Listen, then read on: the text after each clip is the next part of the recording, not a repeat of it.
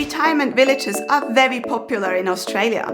People like the idea of living in a community with like-minded people of the same age group. They like the social aspects and the lifestyle that comes with living in a retirement village.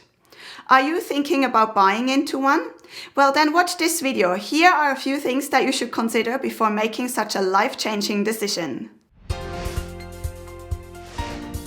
Welcome, I'm Sabrina from retireon.com.au. Buying into a retirement village can be a very big decision, and you should think about it well in all the details.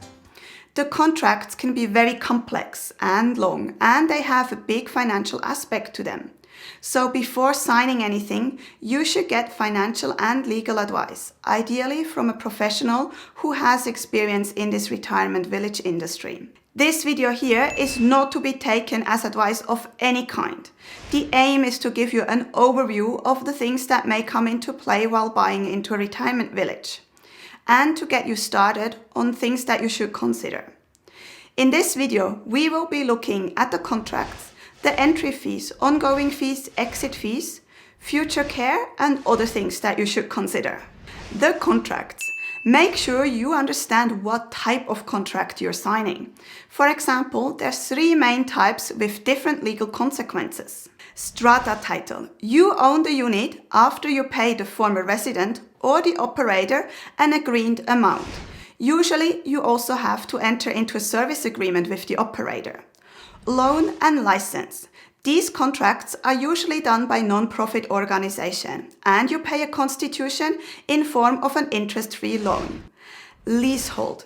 The lease is registered in the title deed, and this protects you in case the village is sold. You pay a lump sum for the leasehold. As I mentioned before, the contracts can be very complex and have a lot of fine print highlighting your obligations and limitations. Because they can be very wordy, people often don't read them in detail and full, and then they don't know what they're actually signing up for. And all contracts can be different between the different operators, but also between the villages of the same operator. So make sure that you understand your contract in detail, the one for your village. The entry fees. Buying into a retirement village can be very costly. Often you have to hand over your nest egg, as in you sell your family home to buy into a retirement village. Usually you have to hand over a lump sum, but you could ask if you could pay by the week or the month. Who knows, maybe it's possible. This would allow you to keep the rest of the money and using it in your favor. For example, you could invest it and get returns for yourself instead for the operator. And while you're asking questions, you should also see how much you get back of it once you leave. How is it calculated? And make different calculations for different scenarios. For example, 7 months, 2 years, and 5 years. This will give you a better understanding of how those fees are calculated. Also check if there's a cooling off period for your contract. This actually depends on the state you're living in. They're all different. Have a look in the description to find links to your state. And one more thing, depending on the contract, you only get your entry fee back once your unit is resold. So check this out as well. The ongoing fees and costs. The ongoing costs that you have to pay regularly, for example monthly, are also regulated in your contract. They cover things such as services provided, maintenance, or the management fee of the village for the operator. The thing is that they can increase, and you may even have to pay them once you move out of your unit. As I mentioned before, everything is written in your contract, but here are a few questions that highlight the points that you should understand. How much do you have to pay, and what's covered, and what is additional? Can they increase, and by how much? For example, do they follow the customer price index? And how do you dispute them if you don't agree? Do you still have to pay the ongoing fees once you move out of your unit? And how long are you liable for those fees? And what in case of an extended period of leave? For example, if you leave the village for a long time to travel or for a hospital stay. As you can see, there's lots of things to consider. Again, the answers to those questions should be in your contract. Before we go on and talk about the exit fees, could you please do me a favor and subscribe to my channel?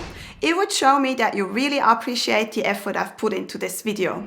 So, exit fees. These are the fees you have to pay once you move out of the village. And this actually also includes your passing on. Sometimes they're called deferred management fees. It is common that they're calculated as a percentage paid per year of residency. They can be capped, and usually it's around 30 to 38%, and the cap is usually reached at 10 years. So what does this mean? It means that after 10 years you sell your unit, 38% of the unit price, the money that your unit makes on the market, can go to the operator. But this actually also depends on your entitlements on the capital gain. Just one more thing that you have to check in your contract.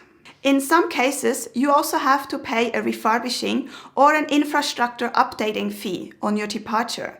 Make sure you understand how your exit fee is calculated.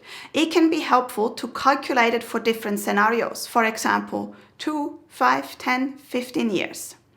And when it comes to selling your unit, you should also make sure who's responsible for selling it, and if it's you, how you can advertise your unit. Future care. Before signing up with a retirement village, you should also think about your future care needs. Generally speaking, most retirement villages offer independent living units.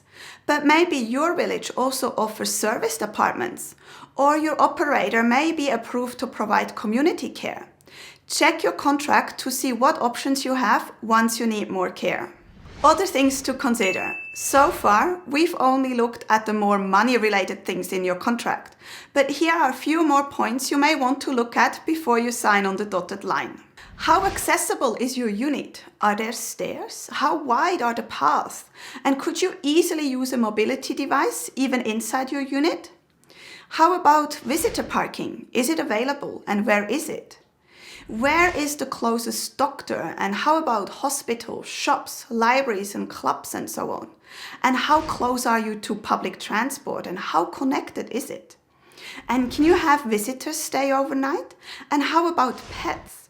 And what about the security arrangements? For example, does your village offer an emergency button? Well, this is a lot to consider, right? What do you think about retirement villages? Are you thinking about moving into one? Which one and why? Please share your thoughts in the comments below. If you like this video, please give it a thumbs up and subscribe to my channel. I would really appreciate your support. Thank you so much for watching, and I wish you a wonderful day.